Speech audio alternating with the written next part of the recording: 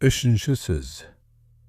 Қазақтың бірінің біріне қаскүнем болмағының, бірінің тілеуін бірі тілеспейтұғынның, рас сөзі аз болатұғынның, қызметке таласқыш болатұғынның, өздерінің жалқау болатұғынның себебі не?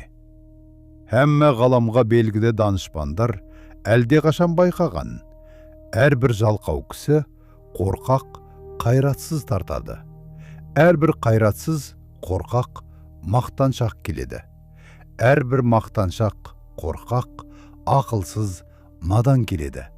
Әрбір ақылсыз надан арсыз келеді. Әрбір арсыз жалқаудан сұрамсақ, өзі тойымсыз, өнерсіз, ешкімге достығы жоқ жандар шығады. Мұның бәрі төрт аяқты малды көбейтеміннен басқа ойының жоқтығынан. Өзге егін, сауда, өнер, ғылым, солар секілді нәрселерге салынса, бұлай болмас еді. Әрбір мал іздеген малым көп болса, өзімдікі де, балаларым да малды болса екен дейді. Ол мал көбейсе, малшыларға бақтырмақ, өздері етке, қымызға тойып, сұлуды жайлап, жүйрікті байлап отырмақ. Қыстауы тарлық қылса, арызы жеткендік, сыйы өткендік, байлық қызметінен біреудің қыстауын сатып алмақ, ептеп алмақ, тартып алмақ. Ол қыстауынан айырылған және не біреуге тиіспек, я болмаса орынсыздығынан елден кетпек. Әр қазақтың ойы осы. Осылар біріне бірі достық ойлай ала ма? Кедей көп болса, ақысы кем болар еді. Малдан айырылғандар көбейсе, қыстауы босар еді деп. Мен ананы кедей болса екен деп. Ол мені кедей болса екен деп. Әуелде ішімізбен қас сағындық. Әрі берден соң сыртымызға шықты. Жауластық, дауластық, партияластық. Осындай қастарға сөзім өтімді болсын. Және де ептеп мал жиюға күшім жетімді болсын деп. Қызметке болыстық, билікке таластық. Сонан соң не момынның баласы бөтен жаққа шығып, еңбек қылып, мал іздемейді, егін сауданың керегі жоқ болады. Өз басын өзі осындай таласпенен кісі көбейкеміз деп партия жиғандардың бүгін біреуіне, ертең біреуіне кезекпен сатады да жүреді.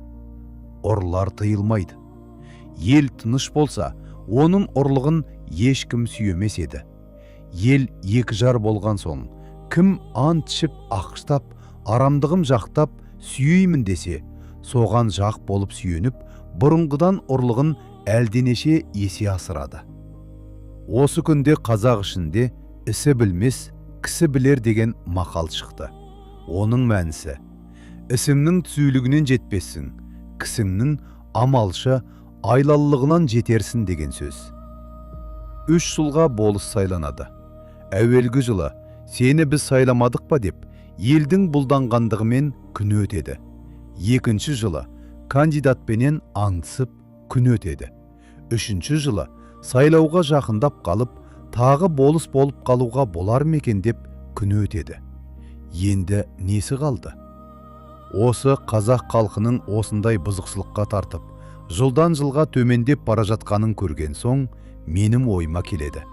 Халықтың болыстыққа сайлаймын деген кісісі бәлен қадарлы орысша образование алған кісі болсын.